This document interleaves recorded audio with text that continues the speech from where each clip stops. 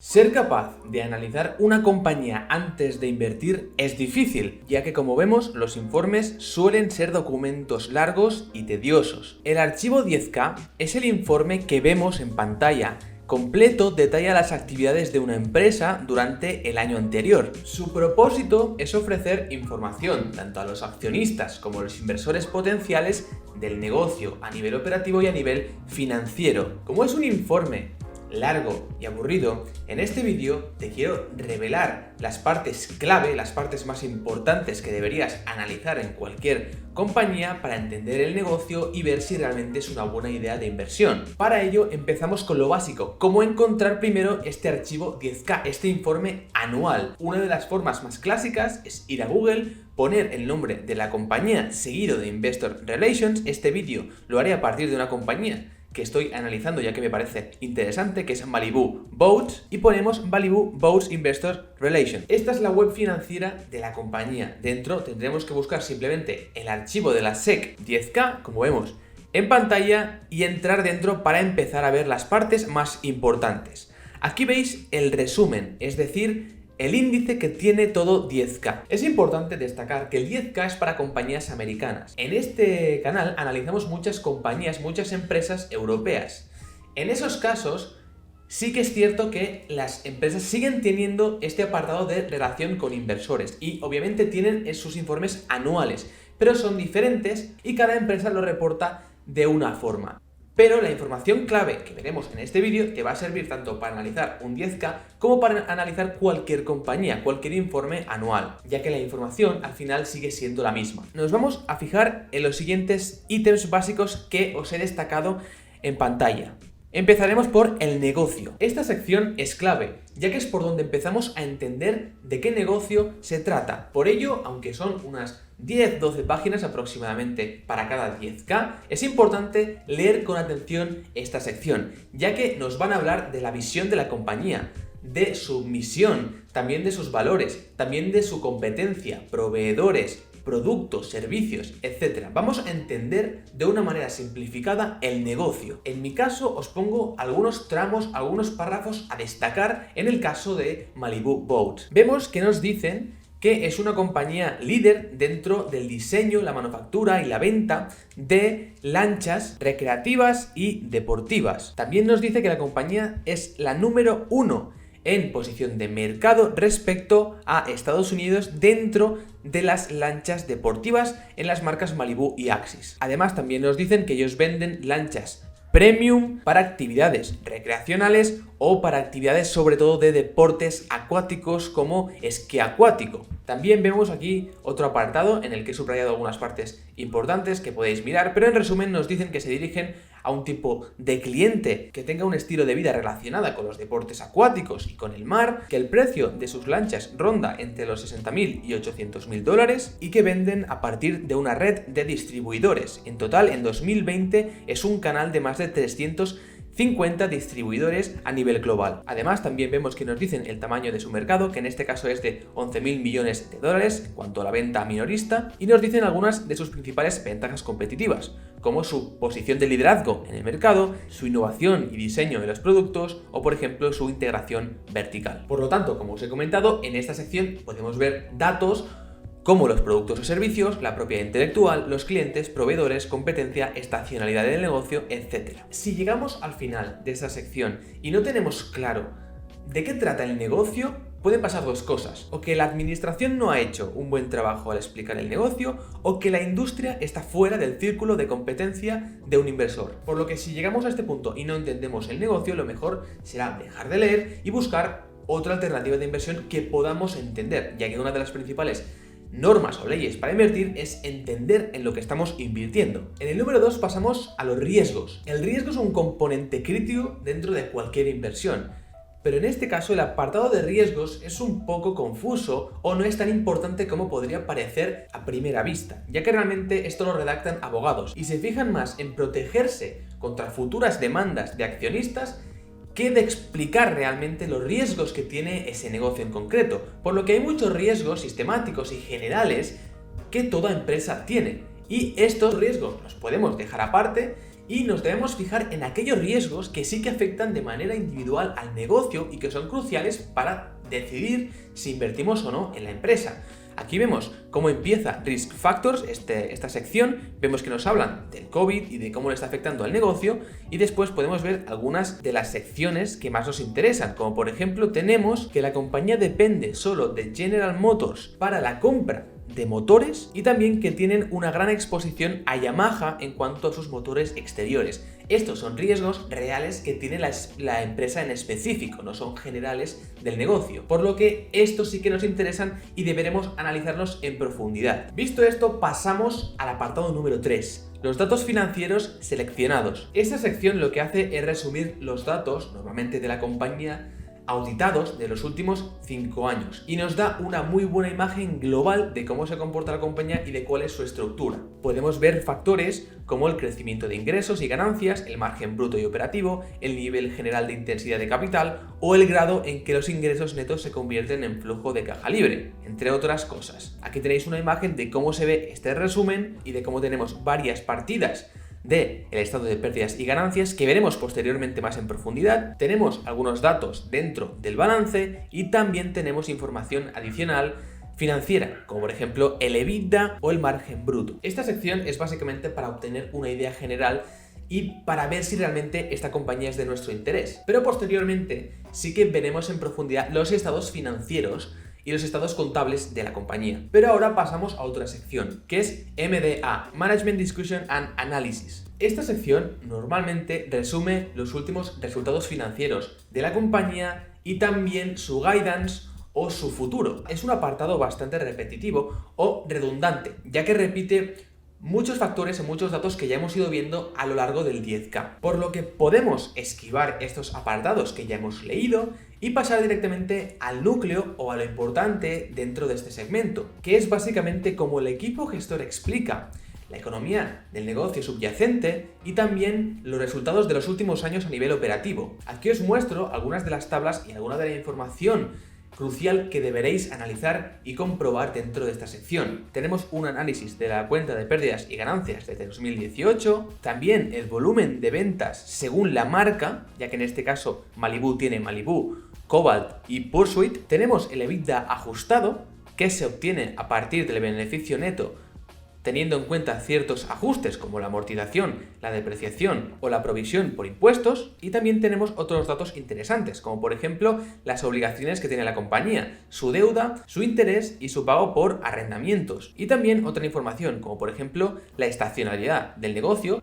En este caso Malibu Boats tiene un gran incremento de ventas normalmente en el cuarto trimestre y en el primero, y también tenemos por ejemplo aquí un comentario sobre cómo la inflación puede afectar a su negocio. Indican que la inflación puede aumentar los salarios y también los costes de las materias primas para construir y para vender estas lanchas, y que con una inflación y una subida de los tipos de interés, los clientes podrían empezar a retrasar sus compras o a fijarse en productos más baratos. Lo que recomiendo en esta sección es ir apuntando los datos más importantes, subrayándolos, haciendo capturas de pantalla, cualquier cosa, para posteriormente analizarlos en profundidad si esa compañía nos interesa finalmente. Por cierto, recuerda que si te está gustando este vídeo te puedes suscribir aquí debajo activando las notificaciones y dar un gran like para apoyar a esta comunidad y a este canal de inversores particulares.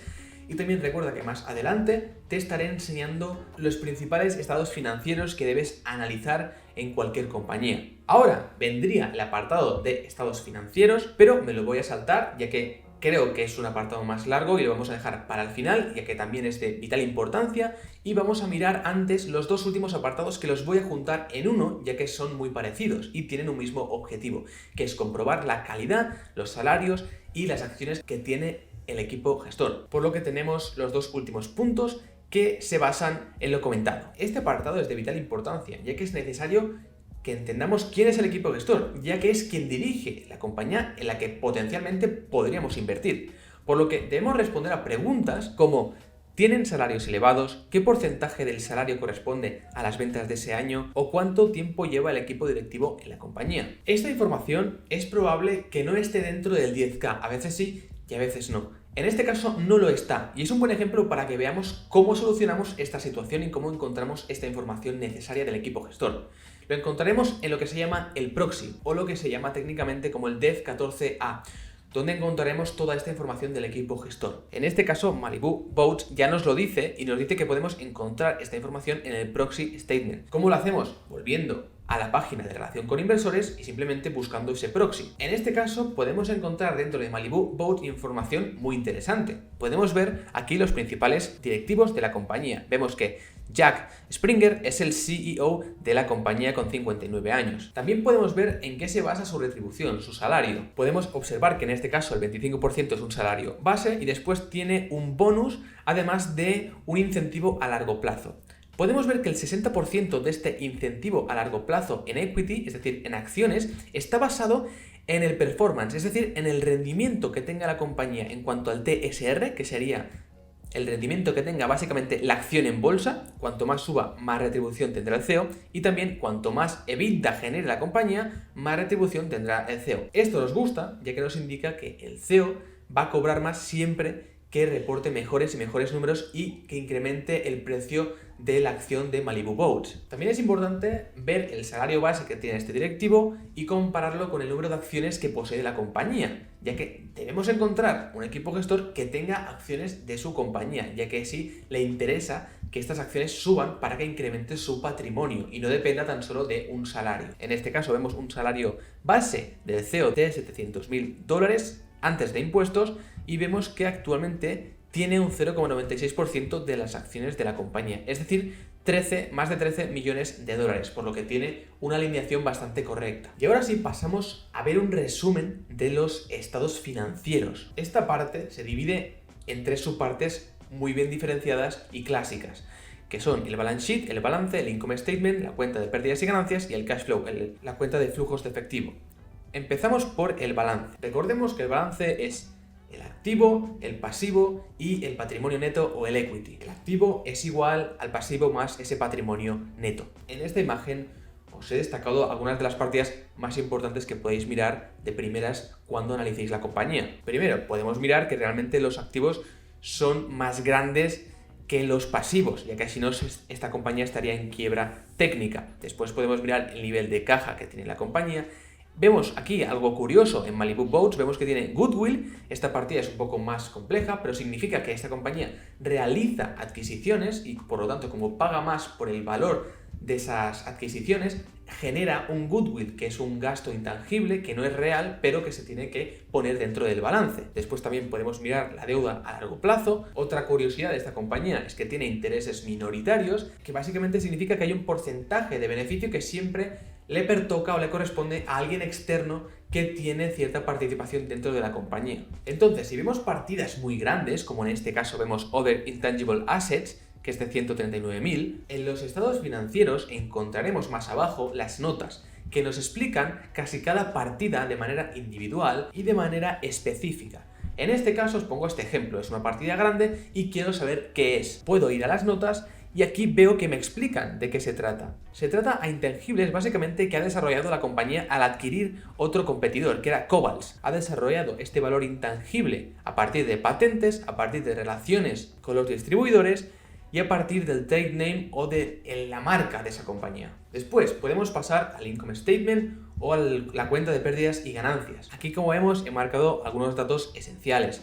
Podemos ver el crecimiento que están teniendo las ventas, que vemos que en este caso son ventas que han crecido a un ritmo elevado desde 2018. Podemos ver el beneficio bruto y podríamos calcular incluso el margen bruto que tiene la compañía. Después podemos ver la estructura de costes. Vemos que tiene gastos en marketing, en administración y también tiene ciertas amortizaciones. Tenemos el beneficio operativo, que es el beneficio que obtiene la compañía por sus operaciones como negocio, y podríamos calcular también el margen respecto a las ventas totales para ver si se ha comprimido, si se ha expandido. Podemos mirar los intereses de la deuda que tiene la compañía y el beneficio contable final. También podemos ver las acciones que tiene esta compañía básicas o diluidas y debajo el beneficio por acción y el beneficio diluido a lo largo del tiempo. Por último pasamos al cash flow, que para mí es el más importante, ya que realmente nos dice las entradas y salidas de caja que tiene una compañía. Tenemos tres tipos de cash flow: el operating activities, es decir, el cash flow por sus operaciones, el cash flow por sus inversiones y el cash flow por su financiación. Vamos por partes, empezamos por el operativo. Esto se realiza a partir de ciertos cambios respecto al beneficio contable, o en mi caso luego a partir del EBITDA.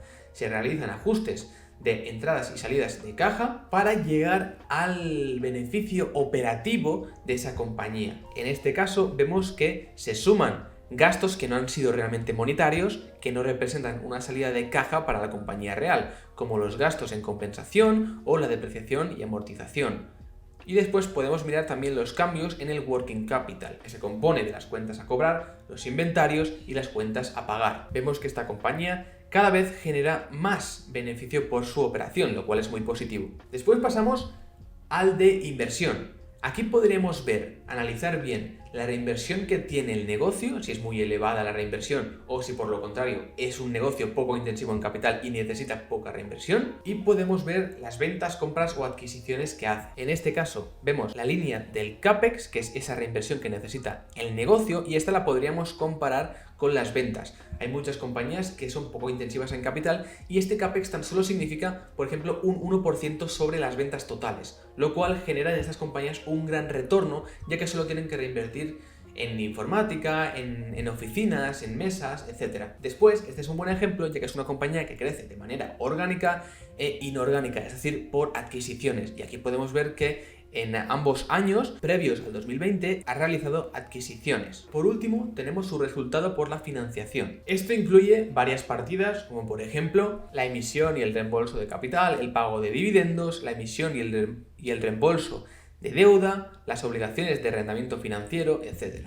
Lo más normal aquí es ver sobre todo un repago de la deuda que ya tiene la compañía o una emisión de nueva deuda, es decir, que le entra caja a la compañía debido a que se está endeudando. Además también podemos ver emisión de acciones para recaudar también financiación o recompra de sus propias acciones para cancelarlas y aumentar el valor de las acciones que quedan restantes. Aquí os he marcado las entradas y salidas de caja por préstamos y créditos. Vemos que algunos son pagados y algunos son ingresos. Los negativos son entre paréntesis y los positivos sin paréntesis. Después tenemos una recompra de acciones que se ha hecho en 2020, una recompra seguramente muy inteligente, ya que en 2020 las acciones cayeron bastante y estaban muy baratas en el mercado, y eso nos da una muy buena pista de que seguramente el equipo gestor es inteligente y recompró sus acciones a precios muy baratos, y esto nos da al final un resultado neto por esa financiación. Y aquí finalmente tenemos los cambios dentro de la caja y la caja que tiene finalmente en ese periodo la compañía. Y esto es el resumen y las partes clave dentro de un 10K o de un informe anual para empezar a comprender un negocio de una manera optimizada y de la manera más correcta, ya que hay muchas cosas que podemos evadir o esquivar por el momento y centrarnos en lo más importante, que es lo que hemos visto. Obviamente esto no es el final, sino que solo es el principio. Si nos gusta esta compañía, deberíamos seguir indagando y analizando profundamente todos los datos y todas las variables. Pero espero que te haya gustado este resumen y que te haya servido y que lo puedas poner en práctica. Recuerda que si no estás suscrito te puedes suscribir aquí debajo activando las notificaciones y dar un gran like para apoyar a esta comunidad de inversores particulares. Te dejo este vídeo a continuación que creo que te puede gustar y recuerda siempre invertir con cabeza.